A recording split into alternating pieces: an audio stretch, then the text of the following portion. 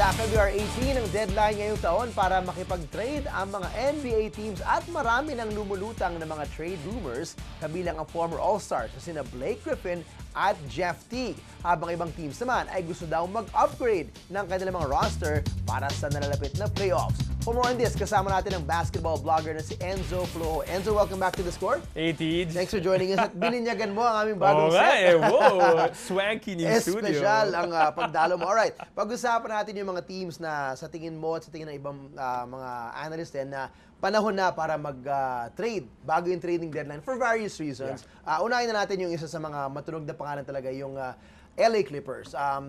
Very interesting na they've won a lot of games without a guy named Blake Griffin. So ang matanong talagang na mabigat na tanong, is he tradable? Should they trade him?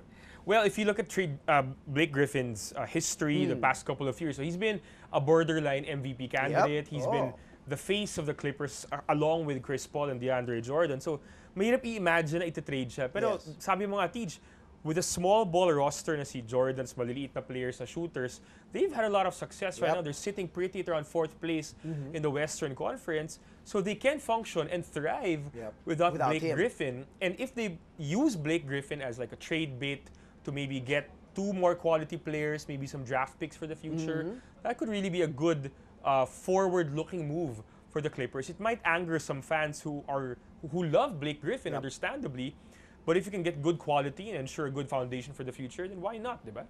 Hindi ba sugal din yun with the chemistry, the core that they have? Lob City is all about Blake before this, DeAndre Jordan, di ba? Pero yun nga, I mean, baka naman makaka-demoralize sa ibang mga star players ng Clippers na, you know, that have been a part of this, you know, this unit with them the last 2-3 years.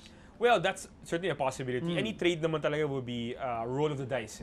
Especially when you're talking about a guy like Blake Griffin in stature. He's an all-star, perennial all-star, superstar talaga, and he can put up double-doubles every night. No? So if you trade him and get some role players back, medyo sugal talaga yun for you. But like I said, if you've been playing so well without him anyway, it might not make, or it probably might make, you know, a lot of sense for you to actually roll the dice in this situation and try to see where you're gonna go. Gaano kalaking bagay para sa kanila that they need a legit stretch for if they want to beat teams like OKC, San Antonio, and the Warriors in the playoffs? Well, we saw last year in the playoffs na nahirapan ang Clippers to go deep into the playoffs with their current lineup. And a lot of people feel, myself included, na parang ito na yung mararating ng Clippers talaga eh. Parang they hit their ceiling? Yeah, this is their ceiling na, nagpa-plateau na sila. And for them to, you know, push up and go higher, they have to make a big move. And if they don't do that, they'll probably never get past the second round of the playoffs. All right, another team that's very interesting to see that's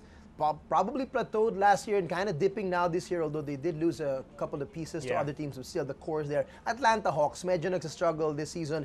Remember last year, they were number 1, number 2 all throughout. They were very, very competitive, and people thought they could give the Cavs a huge run for their money, pero hindi nangyari yun. Pero ngayon, biglang nagiging usap-usapan na tradable na pala. Si Jeff Teague, si Al Horford. Ano sa tingin mong magiging trigger nila para magawa itong move? Well, they're kind of in the same boat as the Clippers. Kasi last year we saw them, they shocked everybody by being the top team in the East for most of the season.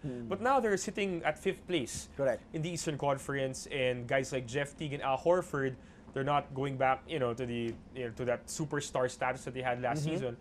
And if you're Atlanta and you're the management of the Hawks, iisipin mo rin, do we still realistically have a shot at topping the East and going further than we did last year? Kasi kung hindi, we might as well make a big change. Blow up the core and maybe get some draft picks, build for the future. Young na. Kasi tumatanda na din tong sila Teague, sila Horford. So parang if you commit to an aging core na nagpa-plateau na rin sila, that might not be the best move for your franchise moving forward. Another team naman is shift to the Western Conference ng Sacramento Kings. They're not obviously a contender, but they've got some interesting pieces that are actually playing well right now. You're talking about Rajon Rondo and DeMarcus Cousins, and George Karl has finally found a way to put these 2 top players together. It actually makes some sense. But you've got a challenge here with an aging Rudy Gay. Tradable piece, di ba? So anong decision kaya na pwedeng gawin dun sa Sacramento? Well, Sacramento is a tricky situation. They have 3 players who are at their best are, you know, all-stars in the league. No? You have DeMarcus Cousins, who's definitely the cornerstone of this team. No way I think he's going to get traded. The other 2, si Rondo at si Gay, sila yung tradables for me. Si Rondo kasi he's on an expiring contract. Sacramento doesn't know if he's gonna sign again for next season. So they might lose him for nothing. So parang kung ikaw yung manager ng Sacramento, i-trade ko na lang siguro siya to get something in return rather than lose him for nothing. And we don't get to the playoffs anyway this season. Same thing for Rudy Gay, no? Si Rudy Gay kasi, he's always been a borderline star in the NBA. And a lot of teams in both East and West can use a guy like him to match up with a Melo. And now that he's kind of playing a stretch 4, he can play power forward and shoot the outside shot. And parang hindi siya na ma-maximize Sacramento. So if he's in another team where his skills can be maximized, that's good for him individually. He can maybe help a team get over the hump and give Sacramento some flexibility and leeway heading to the offseason so they can get some good players. Interesting. All right, Phoenix Suns, nabanggit na natin kanina lang, they just fired their coach. Horrible losing stretch for them right now. Pero they do have some talent there. What should they do with this interesting young team? They have a couple of veterans there as well na pwede rin tradable. Ang dami pwede mangyari si Phoenix ngayon. Well, the Suns have lost 15 of their last 16 games. No? Sobrang record of futility talaga sila for the last month or so. That's why it's no wonder Jeff Hornacek got tossed. I like the development of Alex Len at center. Kaya si Tyson Chandler medyo naging expendable na siya. And tumatanda. He's like 33, 34 years old. But he could still service a contending team as a backup center. He can play as a solid backup center for a lot of other teams out there. Maybe the Cleveland Cavaliers even. Si Markieff Morris naman, very publicly, he was disgruntled na yung twin brother na si Marcus was traded to Detroit. So he could also be on his way out because he, based on what I've been reading, he's not the best locker room presence for Phoenix. So parang if they want to have positive moves going forward for their future, these are two guys, Tyson Chandler and Markieff Morris, that they might have to let go. New Orleans Pelicans, everybody thought this would be their big year with a huge season by Anthony Davis last year and so much potential, overachieving last year. So this year, talagang nakapeg na ito, dapat magpo-perform to. Pero they've been far from that. Injuries, of course, have happened to them. Pero with the trading deadline looming and they can still make the playoffs, should they pull the trigger? I think they should. No? Anthony Davis is still one of the best, for me, top 5 players in the whole world. But the people around him, I don't think they complement him so well. One of the guys I think that will be a very, very hot commodity during the trade deadline is Ryan Anderson. Specifically because like what we've been talking about kanina, he's a stretch 4. And I think one of the best stretch 4s in the league. No? And if a team like the Clippers maybe can get him, or any other playoff contending team, that he'll really give that team a big push up. But of course, that means New Orleans will have to get some quality in return as well. I think they really need a bruising power forward or another bruising big man to complement Anthony Davis, who likes to play para face up to the basket.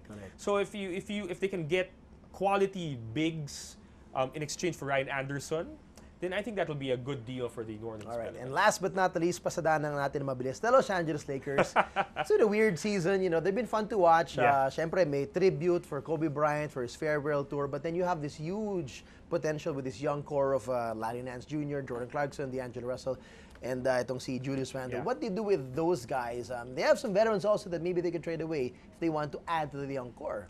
Well, I think obviously with Kobe Bryant shipping out after this season, if you're the LA Lakers, you want to make sure that your future is intact. And unfortunately, guys like Nick Young and Roy Hibbert and Brandon Bass might probably not have a part in that future. Especially si Hibbert na medyo malaking contract niya. So the Lakers can maybe ship those guys out, get some other quality young talents in, and use that to build around their core players of Nance, Clarkson, D'Angelo Russell, and Julius Randle. Or maybe go for draft picks because they're also in the Ben Simmons sweepstakes. If they can do that and maybe have a shot at Ben Simmons, then that could be one of the best young cores that could develop in the next 2-3 years. Who knows? Should be very exciting times ahead for the LA Lakers and a lot of other teams. Abangan natin soon. We'll be talking more about these big trade rumors when the trade deadline nears. Enzo Flojo, maraming salamat. We'll see you again soon. Thank you.